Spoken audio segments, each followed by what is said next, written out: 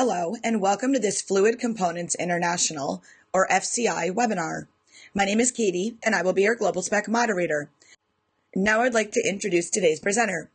With us today, we have Adam Sheelan. Adam is the Director of Industrial Sales and Marketing at FCI. To read more about Adam today, please look at the speaker bio window right next to the main presentation window. And with that, I'd like to pass things along to Adam to get this webinar started. So go right ahead. Thank you so much for that introduction, and thank you for having me. Thank you all for being here. A little bit more about me. I've been in the process industries for over 18 years. I've been in my role here at Fluid Components International for 4 years, primarily in sales management and in marketing. So we could get started here today with a Ben Franklin quote. For the best return on your money, pour your purse into your head. Ben Franklin was a statesman, an inventor, a financier, a political philosopher, a founding father, and if you're around today, there's no doubt that above all else, he would be an instrumentation expert and he would be passionate about making accurate flow measurements. Our goal here today is to empower you with technical wisdom that will help you to specify, install, and maintain instruments with a particular focus on some foundational terminology, on accuracy, and on calibration and installation best practices. We've set several learning goals for today. The first goal is to establish and reinforce a foundational understanding of some common measurement terms. Knowing the fundamentals is the first step in asking the right questions later on. We'll then give a brief introduction to the thermal dispersion mass flow measurement theory of operation. It is popular across the process industries and the technology referenced in every application example we will discuss. Throughout this lesson, we'll talk about the 3 levels of accuracy: ideal accuracy, accuracy in the lab, and accuracy in the field. Accuracy killers are abundant both in the lab and in the field. We'll discuss questions to ask, best practices, and good practical measures you could take to ensure reliable, accurate measurements anywhere you install a flow meter. Our goal here is to enable you to ask the right questions to fully understand what type of accuracy you will have when specifying and operating instruments. To cut through any fluff or confusion, we will spend just a bit of time on a few fundamental terms: turn down, repeatability, metrology, how to interpret and understand different accuracy claims, and drift. Accuracy can be defined as the degree to which an observed value matches an actual value of a measurement over a specified range. It is important in gas flow measurement for ensuring safety, efficiency, cost management, and efficient process control. It is particularly important in industries like chemical manufacturing, where the exact flow of gases can significantly impact the quality and yield of the final product. Inaccurate gas flow measurements can lead to significant financial losses as well. Overestimation can result in unnecessary costs due to excess gas usage, while underestimation can cause production inefficiencies or failures. As far as regulatory compliance goes, many industries are subject to strict regulations regarding emissions and environmental impact. Accurate measurements ensure compliance with these regulations. Turn down is the ratio between maximum and minimum flow rate. It's important because it defines the range over which the instrument can accurately measure flow rates. It has several significant implications for the performance and applicability of the measurement system. A high turn-down ratio allows the instrument to accurately measure both high and low flow rates. This flexibility is crucial in applications where the flow rate can vary significantly. For example, in processes where demand fluctuates, the ability to measure across a wide range ensures consistent accuracy. Accurate measurement across a wide range of flow rates enables better process control and optimization. This is particularly important in industries like chemical processing or gas distribution, where maintaining optimal flow conditions is essential for efficiency and product quality. With a high turn-down ratio, a single flow meter can cover a broader range of operations, reducing the need for multiple instruments to handle different flow rates. Processes that experience varying flow conditions benefit from instruments with a high turn-down ratio. For instance, during startup, shutdown, or maintenance phases, flow rates might drop significantly, and the ability to measure these low flows accurately ensures better control and safety. Repeatability is the degree to which an element provides the same results with the same successive occurrences of the same condition. It ensures that the flow measurement instrument can consistently produce the same readings under the same conditions. This consistency is vital for processes that rely on stable and predictable gas flow rates to maintain quality and efficiency. Repeatable measurements allow for fine-tuning and adjustments to be made with confidence, knowing that the instrument will provide reliable data over time. When instruments provide consistent readings, it builds trust in the data being used for decision-making, analysis, and reporting. This is particularly important in regulatory environments where accurate record-keeping is required. Consistent measurements make it easier to identify deviations or anomalies that may indicate issues with the process or equipment. If the measurements are not repeatable, it becomes challenging to distinguish between normal process variations and actual problems. Finally, instruments with high repeatability require less frequent recalibration and maintenance. So what is drift? Drift can be defined as a gradual change in a variable over time when the process conditions are constant. Drift causes the flow meter to provide readings that deviate from the true flow rate. Over time, these inaccuracies can accumulate, leading to significant errors in measurement. Drift can lead to suboptimal operation, reducing efficiency and increasing operational costs. Many industries are subject to strict safety and environmental regulations. Drift-induced inaccuracies can result in non-compliance, leading to fines or shutdowns. There are quite a few things out there that can bring about drift, and a big focus of this webinar are things that can be done to prevent it. Prevention of drift boils down to a few things. The main ones: use a high-quality flow meter with a high-quality calibration. Good maintenance, good monitoring of the equipment, and good practices in installation can all make a difference as well. So what does it mean when we say 1% of reading plus or minus half a percentage point of full scale? How is a percentage of reading different than this full scale business? Published instrument accuracy is not always the most straightforward thing to understand. Different manufacturers advertise accuracy claims in different ways in their product literature. It is important that those who specify, operate, and maintain instruments understand how to interpret what they read in this literature. All we need to do this is a bit of arithmetic. Accuracy is the percentage of reading is defined as the allowable readings as a percentage of the reading at any flow rate. For example, a meter calibrated for 20 to 200 normal cubic meters per hour is calibrated for 1% of reading. In this example, the reading of 200, 1% of 200 is 2. So 1% allowable range is 198 to 202 cubic meters per hour at a reading of 200. At a reading of 20, on the other hand, 1% of 20 cubic meters per hour is 0.2. So the allowable range is between 19.8 and 20.2 cubic meters per hour. So now let's take a look at the second half of that statement. We've got our 1% of reading, but what about that half a percentage point of full scale? How do we actually calculate this? Let's take a look. In the same example of a meter calibrated for 20 to 200 cubic meters per hour, the important thing to remember is the half percentage point of full scale, which in this case, full scale is 200 cubic meters per hour, applies across the entire flow range. It's the number across the board. The math tells us that 1/2 of a percentage point of 200 is 1. So in this case, the full scale error is plus or minus 1 cubic meter per hour. This applies in both our high flows and our low flows and everywhere in between. This means at a reading of 200 cubic meters per hour, the full scale error, it can be between 199 and 201 cubic meters per hour. At the low end, 20, our actual flow can now be 19 to 21. Remember, 1 at high, 1 at low. Flow scale applies across the range.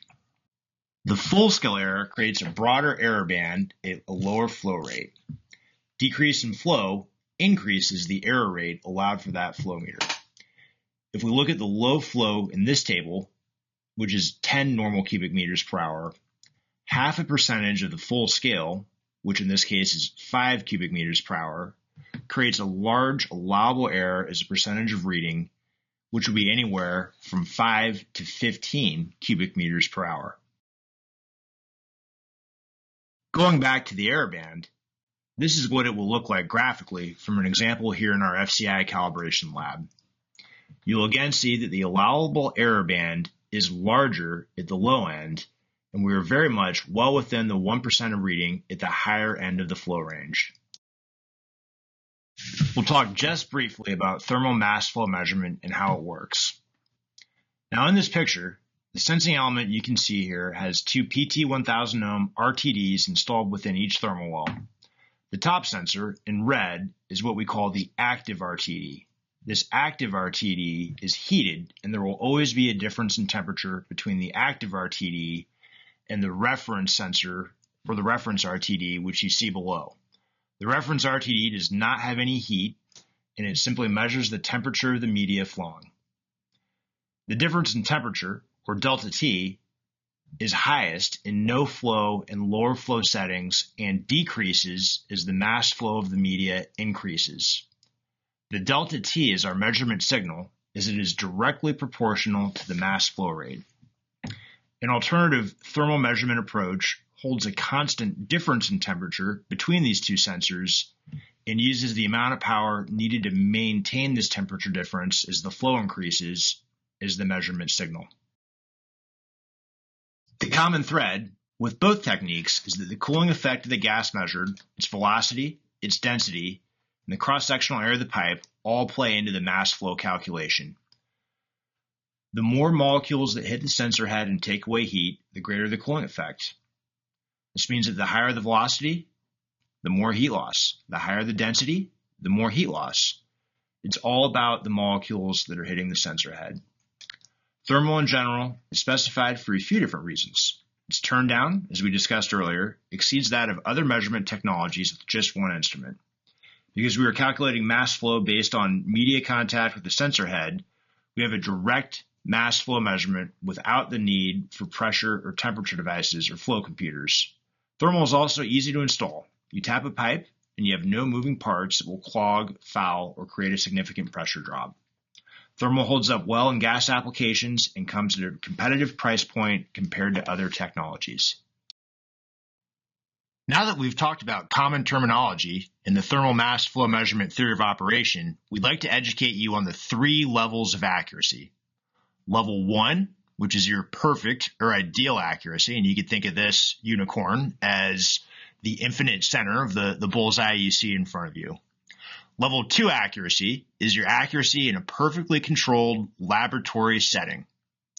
Level 3 is the accuracy that you'll actually achieve installed in the real world in your true application. And as you can imagine, many factors in this real world installed setting will take you further and further away from the perfect center of that bullseye as you transition from level 1 to level 3. So we'll talk about each of these levels. And more importantly than that, we'll talk about measures that you could take both in the calibration lab and at the point of installation to get you as close to that bullseye as possible.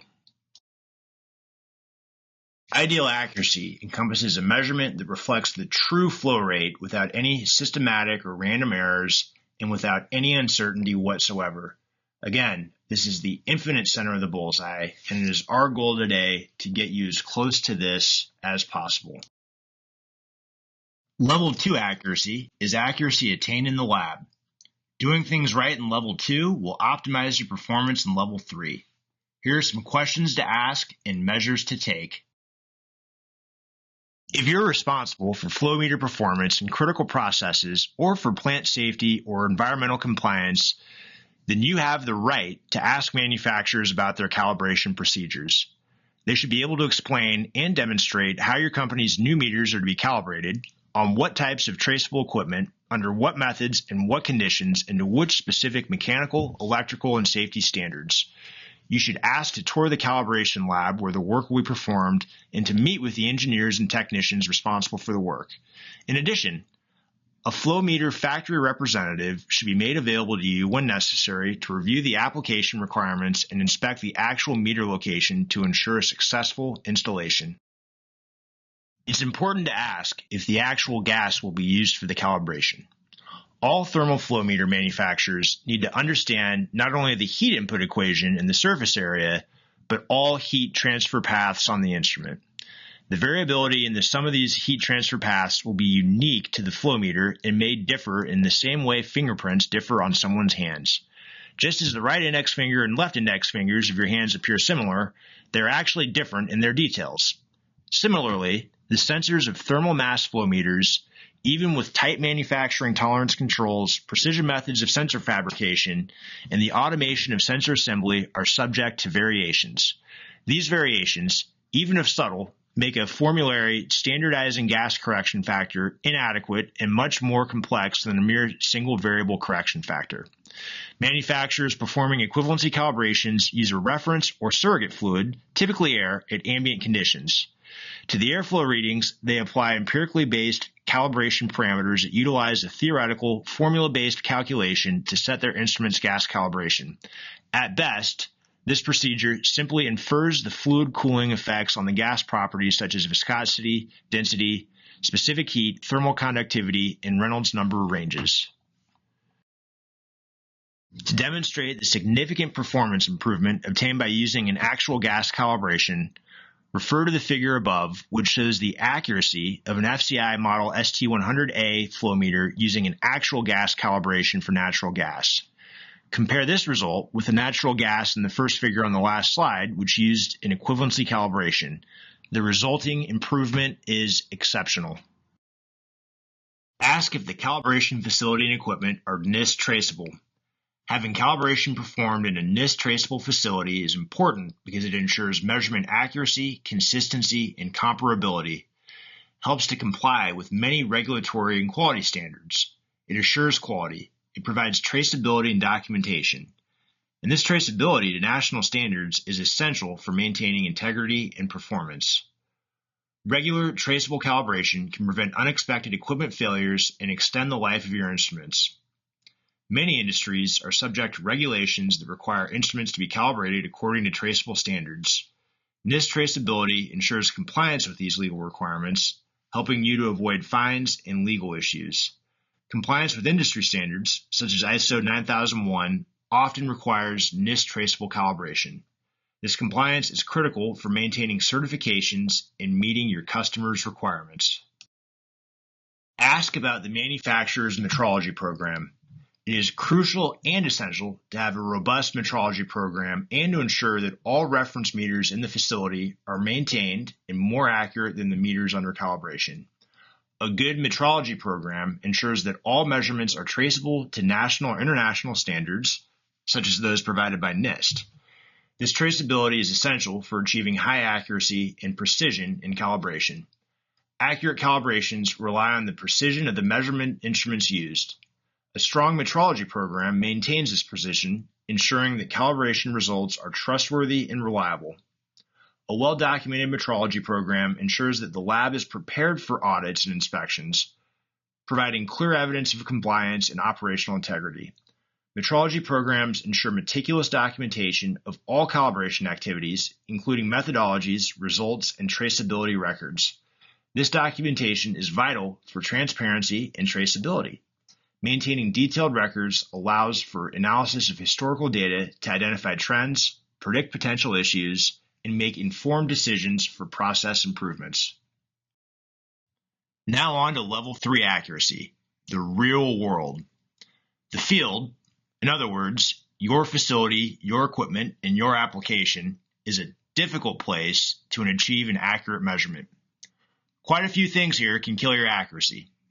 Flow profile obstructions, errors in calibration, installation, wiring, or maintenance mistakes, large ducts, changes in ambient conditions.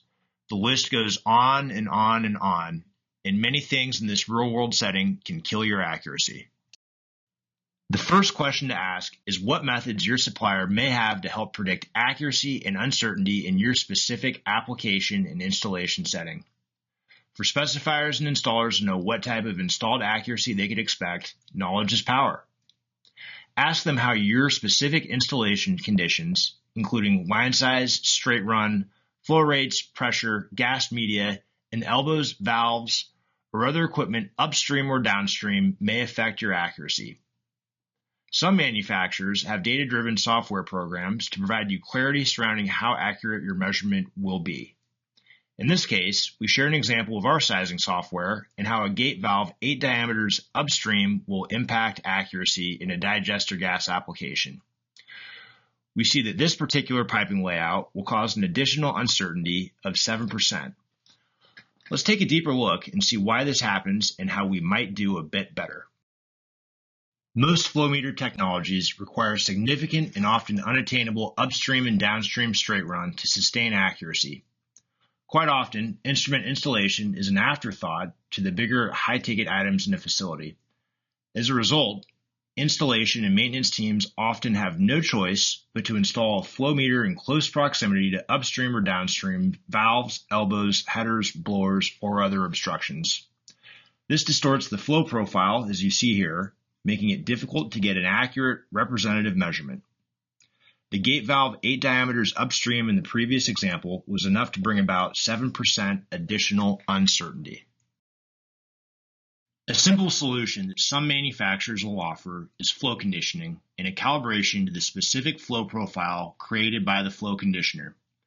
In this case, we have an FCI Vortab VIP plate, which works by smoothing out the swirls, eddies, and other inconsistencies in flow profile created by elbows, valves, or other obstructions upstream. It gives a consistent, measurable profile.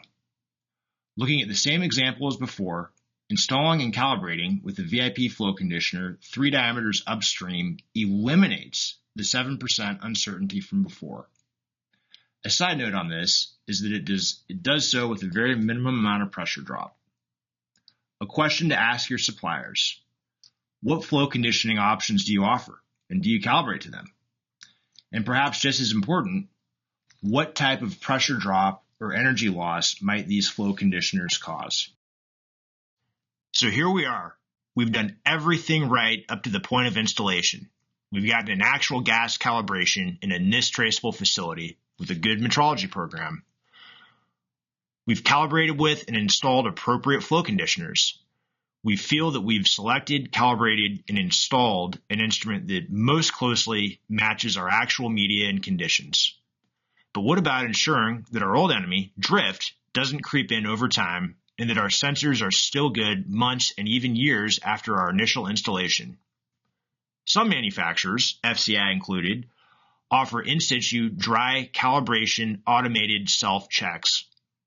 In our case, this self-test feature initiates an electronic 3-point calibration drift self-test. In the test mode, the instrument automatically and sequentially substitutes 3 precision resistors into the measuring range and compares the resulting measurements against the same measurements at factory calibration. These 3 points represent low range, mid-range, and high range points to provide a thorough check across the span of the flow range. The results of the self-test provide the operator with an easy-to-understand pass-fail message for each of the 3 test points, plus the digital reading of the actual baseline values shown in comparison to the actual resulting test values. Results are displayed on the digital display and/or the computer connected to the instrument's USB port. In the automatic preset mode, results can be stored on the onboard data logger for review at any time. The dry calibration verification is convenient. No need to shut down your process or remove the instrument. However, some facilities will require a more rigorous or wet in situ calibration verification. For this reason, FCI has offered a patented wet verification methodology known as VeriCal. This specially constructed flow element includes a flow port at the sensors, internal tubing, sonic nozzle, and a precision orifice, a ball valve, and an option to select normal or VeriCal operation, along with a welded and sealed inlet check valve to prevent hazardous gases escaping from the process. After the flow meter system has been precision calibrated in FCI's NIST traceable flow lab, the lab also performs an additional nitrogen calibration and obtains 5 baseline measurement points across the flow range to which all field checks using the VeriCal system are compared. FCI provides a second calibration curve and printed document showing the 5 baseline VeriCal flow readings for use by your field technicians. This VeriCal calibration curve is stored within one of the instrument's 5 calibration groups. The VeriCal calibration is quickly and easily assessed and recalled from the first menu on the screen of the display.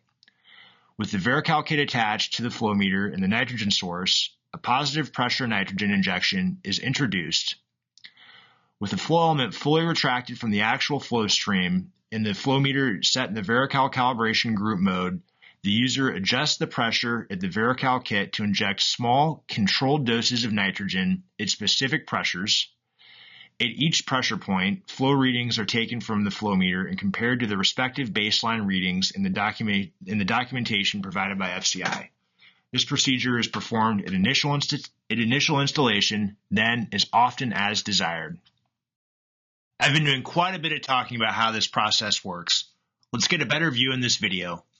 You'll see in this wet verification that a packing gland and ball valve allow us to verify the calibration without shutting down our process or uninstalling the flow meter.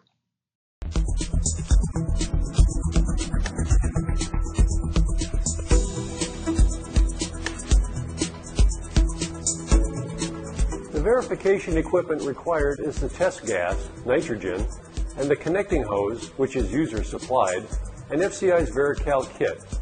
The kit includes a pressure regulator, a digital pressure display, and a hose connecting the meter to the VeriCal kit. When the regulator is open to a predetermined pressure, a specific flow rate is delivered to the sensor thermal wells through a sonic nozzle.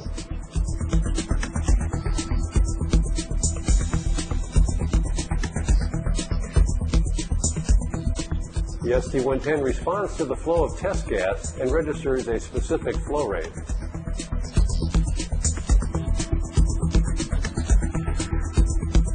The flow increases as the regulator opens to the next pressure setting, and the SD110 registers this higher flow.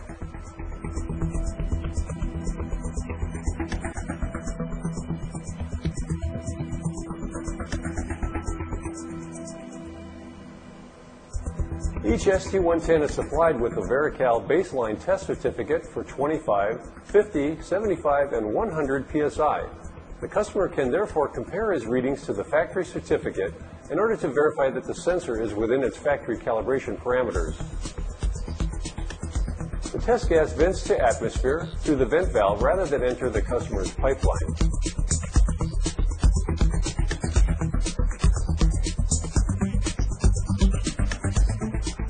The sensor can then be returned to service. We will close out this lesson with just a few things you could do to get a more accurate measurement in larger line sizes. The large line sizes are everywhere.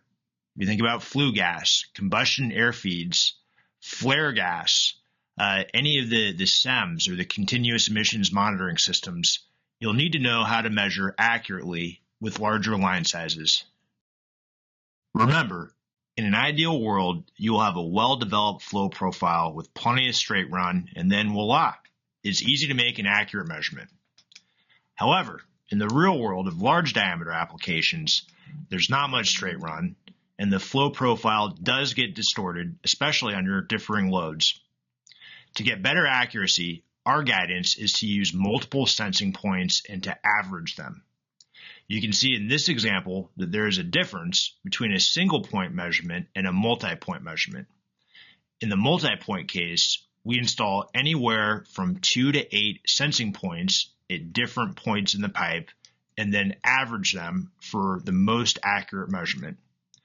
The guidelines we give are that you should consider multi-point beginning at around 15 or more inches in diameter. A technical representative from your supplier, such as FCI, can give you insight as to how adding or taking away measurement points will help you to balance accuracy with cost. A measure that we recommend to maximize accuracy in multi-point applications is in situ field calibration using a pitot tube traverse technique.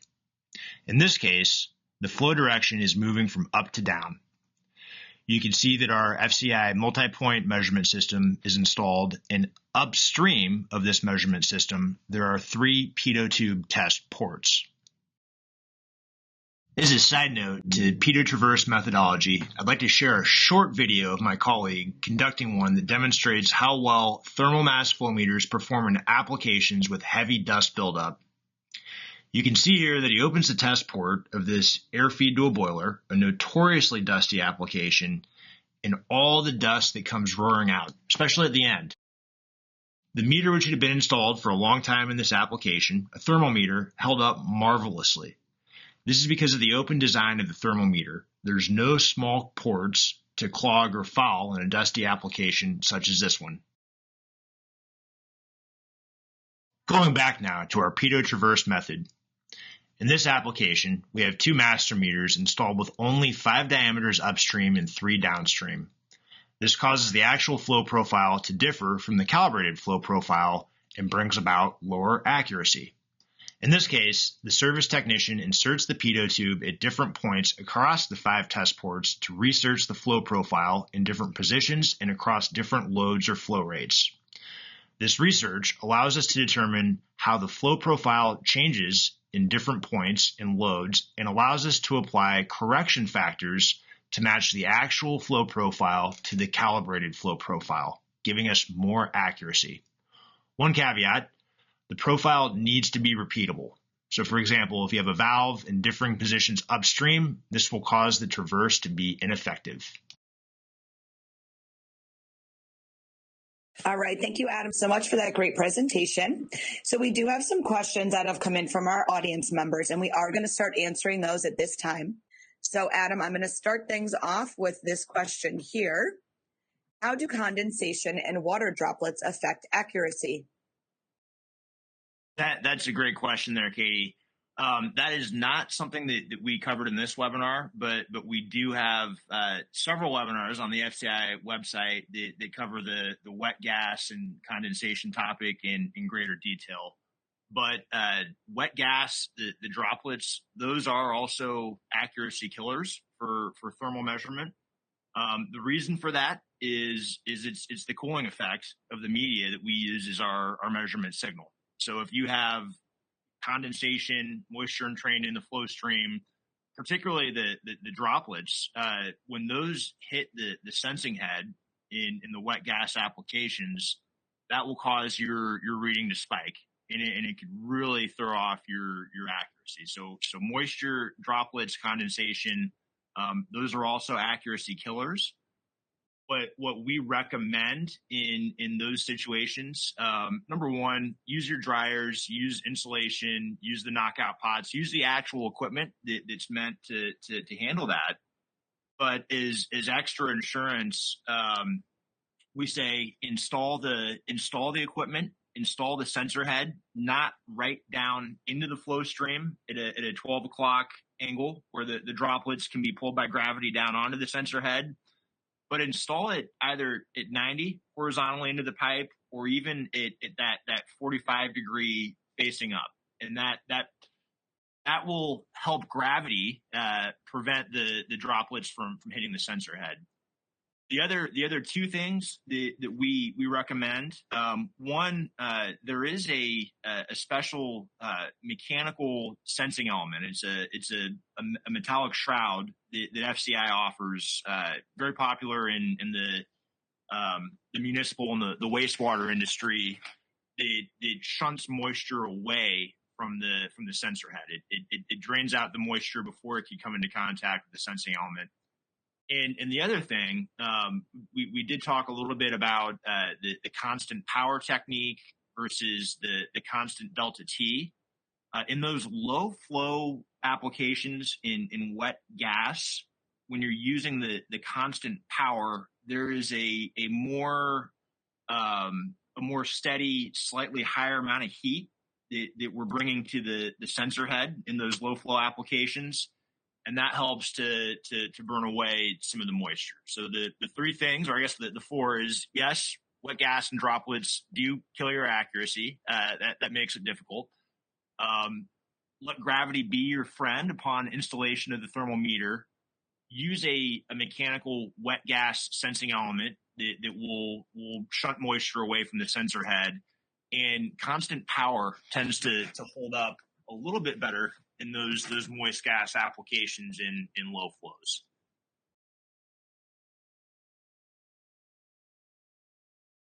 All right. Thank you, Adam, so much for that answer. So moving on to our next one here in the queue. All right. This person is asking, so they're referencing a point in the presentation and asking you just to repeat something. So on large turndowns, is the repeatability of the measurement impacted? And just saying that they joined a little bit late, so they may have missed it if you did address it. Sure. Yeah, that's a good question. The short answer is no. If you have 0.5% repeatability in your published literature, our sizing software would tell you what impact you would have on the repeatability. It's typically not. The one caveat I would throw in there is that if you have a valve upstream and you don't have repeatable conditions upstream, then we should not expect to have them downstream. So in the example on the pitot traverse, we said that hey, you need to have a repeatable conditions upstream. If you have a valve that's in different positions, open, closed, etc., in certain conditions, that could throw off your repeatability. But the short answer is across the turndown range, the repeatability will be constant. And with the suppliers that you're working with, they should have software in their sizing software that they could tell you what the repeatability would be that they expect and how that might change over the turndown range. But typically it stays constant. All right, Adam, thank you so much for that answer. So for the attendees, if you have a question today, just using that Q&A window, placing your question or comment in there and clicking submit. We also have a PDF available for you listed in the resource widget that is just below Adam's bio window. So feel free to grab that resource at any time during our Q&A session. All right, Adam, moving on to our next one here. Why do smaller line pipe sizes require use of an inline style design rather than an insertion style flow instrument? Yeah, so for the 2 inches and smaller, it is much more difficult to get the sensing element right in the correct position. In an ideal world, you're perpendicular to the flow stream. You're perfectly perpendicular to it.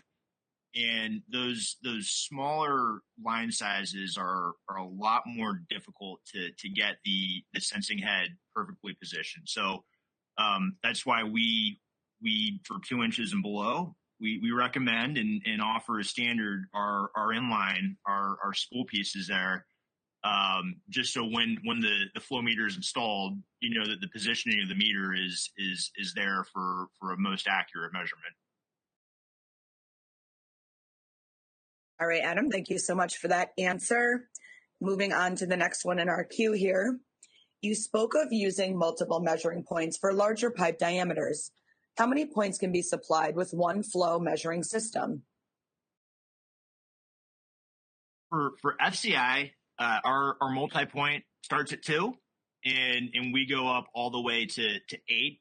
And I think that the big takeaway from the multi-point measurement is work with your supplier, work with them. Each sensing element, obviously, it adds cost to the flow meter. You might be able to add 2 or 3 more sensing points into your measurement, but that might not actually bring about accuracy that you want. In some cases it will, but depending on your line size, your conditions, how accurate you need to be, the main takeaway there is work with your supplier to balance out the accuracy and cost. There's an optimal number of sensing elements, and that's unique and dependent on each of the applications. All right, Adam, thank you so much for that answer. So for our audience members, we do have a lot of questions coming in, so we're going to do our best to answer a few of these, but a lot of these will be answered following the webinar. So just a note that just because you don't hear your question being answered doesn't mean we won't reach out. We'll reach out to you following today. So Adam, back to our list. What type of pressure drop do flow conditioners cause once installed? So my answer is it depends upon the application. It depends upon the flow meter that you have. I'd say that it is negligible and significantly lower than orifice plates or other technologies that have the moving parts and would constrict the flow stream. Going back to the common thread here of the application expertise and the sizing software, for FCI at least, and I think for a few other vendors, they will tell you what the pressure drop and the energy loss would be, and that's with just the probe in the flow stream or with the flow conditioning. And I think it's an important question to ask for both. So on the flow meter, what type of pressure loss can we expect if we use flow conditioning? Now, not every flow conditioner is created equal. You want to use the ones that will minimize that pressure loss. It's a good question to ask there too. So for my flow meter, what type of pressure loss can we have? The software will tell you. If you calibrate with the flow conditioner, also what type of pressure loss should we expect there? And both for thermal and for the FCI VorTab product are measurably less than other technologies and other approaches to it. All right. Thank you so much, Adam, for that. Moving on in our queue here. What is the maximum temperature thermal meters can operate in? So I'll use the process media is an example here. We go up to about 800 and 850 degrees. We have a special high temp option. Up to 850 is what we have in our literature. All right. Thank you so much. Okay, moving on to another one here. How do temperature changes affect the accuracy of a reading? Wouldn't you become less accurate at the higher end of the temperature range? I think that's a really good question, and again, the cooling effect is key to how we make our measurement with the thermal dispersion technology. It is true that the cooling properties of any gas media will tend to be different on the lower end versus the middle end versus the upper end of that temperature range. So if you have, say, ambient conditions will change the temperature of the process media, well, that could throw off your accuracy. One technique that is used in calibration is temperature compensation. So, for example, here at the FCI lab, we have temperature compensation equipment and we have temperature compensation calibration processes where we essentially teach and train the instrument through our test process to be accurate across that flow range and to get a good, consistent reading with good accuracy, whether you're at the absolute low end of the temperature range, the medium end of the temperature range, or the high end of that temperature range. All right, great, Adam. Thank you so much. So for our audience members, along the bottom of your webinar console, there are a couple widgets if you'd like to take a look at those. One of those widgets, it contains a survey. If you would like to fill out the survey, let us know how we did today. That would be helpful. And then again, just mentioning that resource that's listed in the resource widget. You can grab that at any time today.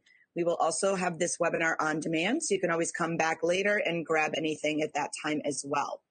So we do have some questions left in our queue. Most of these will get answered following today's webinar since we are getting close to the end of our time together. So Adam, let me see here in our queue, looking through for another one we can wrap up with. Right, we've got one here we can wrap up with. So thank you for this attendee that's asked this question. Is there a way to test a meter with nitrogen on our own so we don't have to send it in? That's a great question. The answer is yes. So the VeriCal kit, the whole intent of that is for the customer to use their own source of nitrogen or compressed air. So for that one, we supply the kit that has the regulator, it has the valve, and it has everything that you need. But the purpose of that is to use nitrogen or compressed air that you would have in your own facility to verify the calibration so you don't have to send it in. All right, Adam, thank you so much for that last answer. So we are going to start to wrap the webinar up right now. So a huge thank you to Adam for a great presentation and for answering some of our attendees' questions. Adam, we really enjoyed having you. Thank you for being here. Thank you for having me. All right, and a huge thank you to our audience members. Thank you all so much for all the great questions. We will get back to you following today's webinar. Again, thank you all for taking time to attend this webinar event today. Take care, and we will speak with you soon.